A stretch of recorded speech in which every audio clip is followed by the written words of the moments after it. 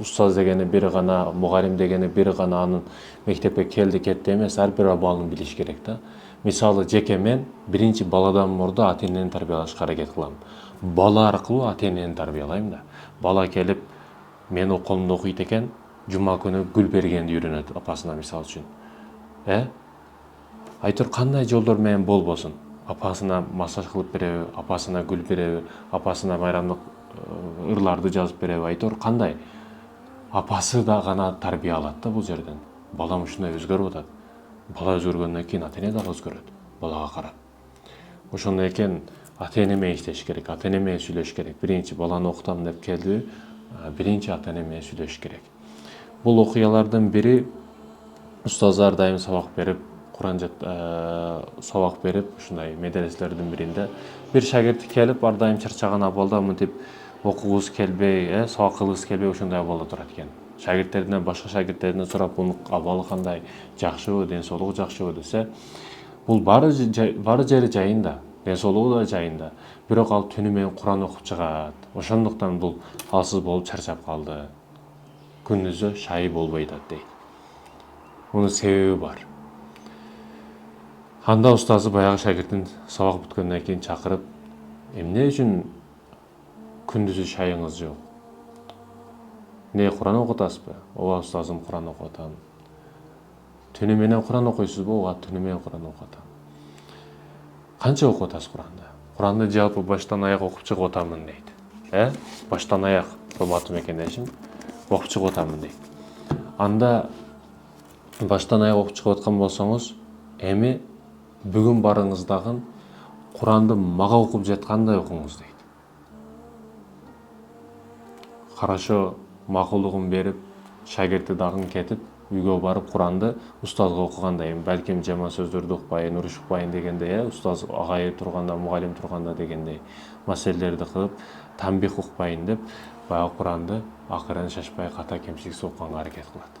Эртеси күнү келет, устазды кайра сурап, не болду, кандай болду, окудуңузбу десе, ооба устазым, окудум, Куранды жарымга чейин окудум дейт да.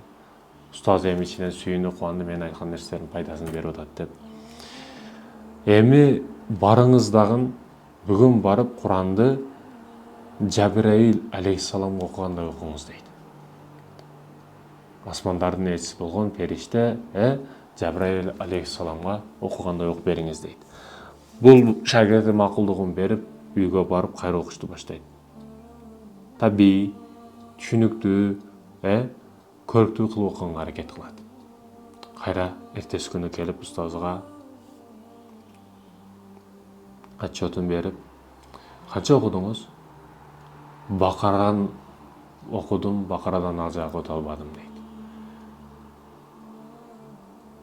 Устаз дагы ичинен сүйүнүп, кубанып, ыраазы болуп, айтып аткан нерселер пайдасын берип атып, эми бүгүн барыңыз дагы пайгамбар Мухаммад саллаллаху алейхи вассалам пайгамбарыбызга окугандай окуңуз дейт.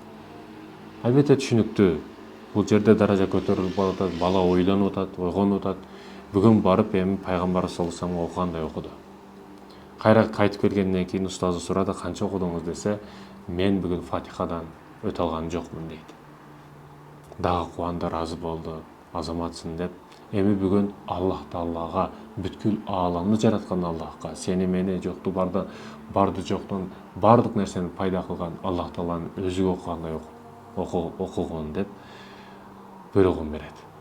Баягы шагирт келип Куранды окуп, кайра келип эртеси күнү устазы сурайт, эмне болду, каерге чейин окудуңуз десе, Ияка набудудан өтө албадым дейт да. Ойлонуп кылган иштерим, бүгүн Куран окуп жаткан Кураным ким үчүн? Кылган иштерим ким үчүн? Алып жаткан илимим ким үчүн? Мен окуп жаткан китебиме жараша амал кылып жатамынбы? Мындан кийинки келечегим кандай болот?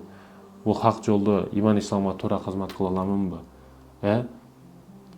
Бүгүн бир күн жакшы иштин үстүндө, бир күн жаман иштин үстүндө ар кандай абалдабыз бүгүн, урматтуу мекендештер. Кайсыл учурда өлүм келип калышын ким билсин? Бүгүн сайраңдап, тайраңдап, эртеси күнү иманда, мечитте, телефондору дагы имандуу, анан имансыз болуп экиге бөлүнө турган болуп калды. Имандуу жаатка кирсең бүт хадистер, аяттар, алымдардын сөздөрү бүт бардыгы чыгат. Анан имансыз жагына кетсең бүт бардыгы чыгат да. Жалаңачтарды көрүп кетип атып алымдар чыгып калат дейт бирөөсү айтат. Эле айтырган абал эмеспи бул, урматтуу мекендештерим? Сиз ойлонуп эле карасаңыз, иманыңыз алсырап, жолдоруңуз тарарып, жан дүйнөңүз кысылып, жер жүзүгө батпай аткан болсоңуз, мындан өткөн бакытсыздык барбы, урматтуу мекендешим? Өтө таң калышыбыз керек. Кинолорго өтө көп убакыт кетиребиз, бирок мечитте 1 саатта отурушубуз кыйын. Кинолорду 2,5-3 саат, сериалдар 70 серия, 90 серия болсо дагы көрүп коебуз. Бирок 5 мүнөттүк намазга чыдай албайбыз. Футболду кенен ойнойбуз каалаганча. Концерттерди алдыга отурганга аракет кылабыз, мечиттерди аркага качабыз, тезирээк чыгып кеткенге ишке качабыз, жүгүрөбүз, чуркайбыз. Ойлоно турган маселелер эмес, урматтуу мекендештерим.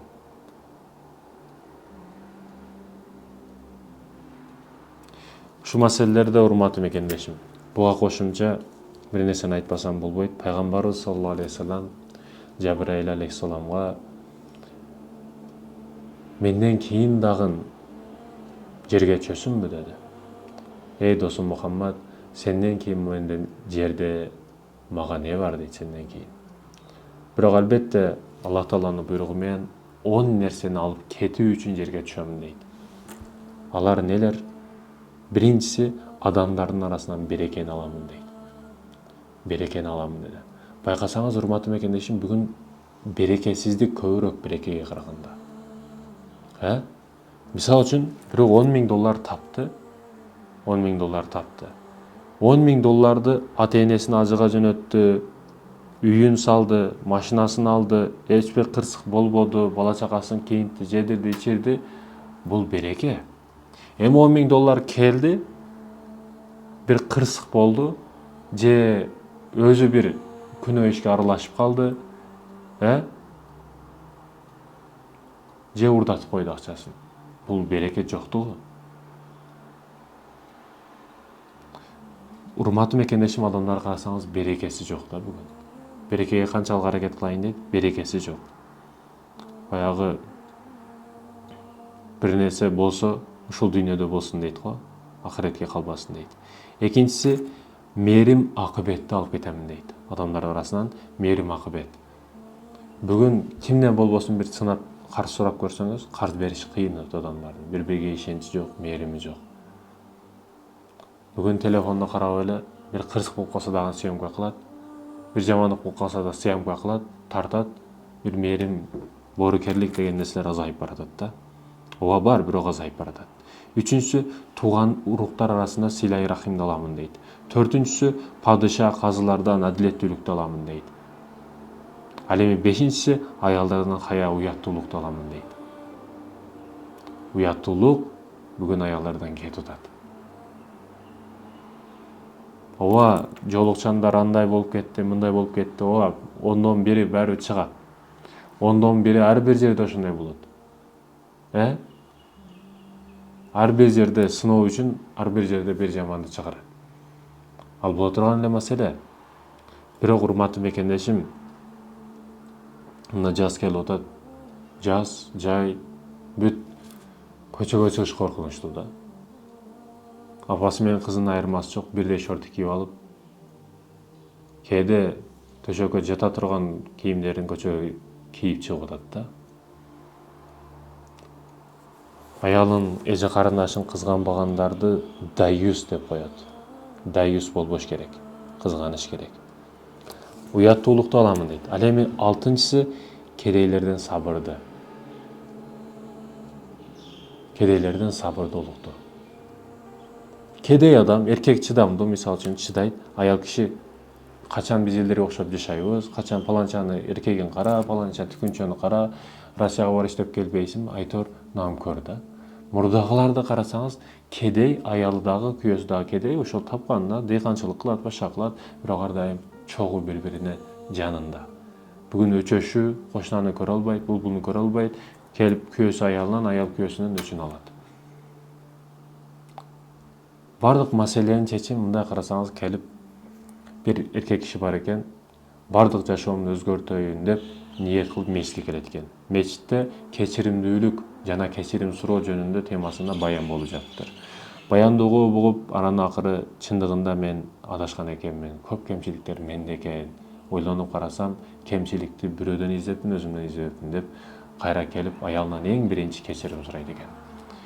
Кечирим сураганда аял дагы түшүнүп, абалы түшүнүп, күйөөм өзгөрүптүр деп, мени дагы кечириңиз сиз. Мен туура эмес иштерди көп кылганмын, көп кызматыңызды мен кыла алган эмесмин, мени кечириңиз деп ал кайрадан кечирим сурайт. Күйөөсү дагы кыжалат болуп, аялым менден кечирим сурап атат деп, эч мындай нерсени уккан эмес, эч бир нерсени көргөн эмес, бири-бириге мамилеси өзгөрө баштаптыр. Бул эркек киши көчөгө чыгып, досторго дагы, башкаларга дагы айтыр, баарынан кечирим сурап, мамилени оңдогону баштаптыр. Жашоосу дагы оңоло баштаптыр да баягы. Аны дасторкондо чай ичип отуруп, аялына айтыптыр, эми келиңиз бири-бирибизге мындан кийин эч качан акарат сөздөрдү айтпайбыз. Мен буга чейин сизге акарат сөздөрдү айткам, мындан кийин токтоттум. Аялы дагы макул, эми мындан кийин мен сизге жаман сөз сүйлөбөйм дейт экен. Айтор өзү өзгөргөн сайын аялы дагы, чөйрөсүндөгүлөр дагы баардыгы өзгөрүштү баштаптыр да. Максатыбыз, урматтуу мекендешим, түзөтүш болбош керек, түзөлүш болуш керек. Себеби түзөлбөгөндөр түзөтө албайт. Бул жашоосу оңорлуу, өзүн оңдогондугу үчүн. Өзүңдү оңдо, жашооң оңолот деген. Ал эми урматтуу мекендешим, 7-си аалымдардан такыбалыкты дейт. Аалымдардан такыбалыкты. Ал эми 8-си байлардан берешендикти. Байлар көп, берешендер аз. Байлар көп, жардам кылгандар аз. Мен жеттим, өз күчүм менен жеттим дейт. Анан бир күн келип Кудай таалап бизен бурап койгондо, анан ыхсан садака кылганды баштайт. Качан оору, бале, кырсык бизнестен банкрот болгондо жардам сурап келет. Не кылышым керек, могу суроо маселенин үстүнө дейт да. Эң аягында ушу молдолорго келет. Иш баштардан мурда келип кеңешпейт. Бир иш кылардан мурда кеңешпейт. Качан проблема келип, башына келип, доңк этип башына урганда, дарбызы колтугунан түшүп калып, анан молдолор издеп келет. Мындай проблема болуп атат, кантип чечилет бул деп. Ал эми 9-чу Куранды, 10-чусу иманды, урматтуу мекендешим. Азыр Куран бар, иман бар жерде. Жер жүзүндө ушул эле калды деп ойлойм, калгандары бүт эле кетип атат, урматтуу мекендештер. Бири-бирибизге мээрим акыбеттүү болойлу, бири-бирибизге ырайымдуу болойлу. Аллах Таала ырайымдуу зат, мээримдүү зат. Ырайымдууларды, мээримдүүлөрдү жакшы көрөт. Жашоо, ишенсеңиз, кыска өтө. Сиз ойлогондон да кыска. Шуу этет, кетет. Башка эч нерсе эмес. Келечегиңизди ойлоп кайгырбаңыз. Өтмүшүңүздү ойлоп сыгылбаңыз. Бүгүнүңүз менен жашаганга аракет кылыңыз. Адам келечегин ойлойт экен, келечекте келе турган али келе элек. Келиши да анык эмес. Балким келечек келбейт. Бирок ошол коркунучту ойлоп, коркуп, бүгүнүн жоготуп алат. Же өтмүшүн ойлоп, өтмүштөгү кылган күнөөлөрүн эстеп, кылган ката кемчиликтерин эстеп, бул нерселерди ойлоп, бүгүн күнүн өлтүрүп алат. Ал белгисиз, келечек белгисиз. Аллага тапшыр. Өтмүш өтүп кетти. Иншалла ал жагы таразыда такталат. Бүгүнүң менен жашаганга аракет кыл. Урматтуу мекендештерим, сабактан сабак ылайли.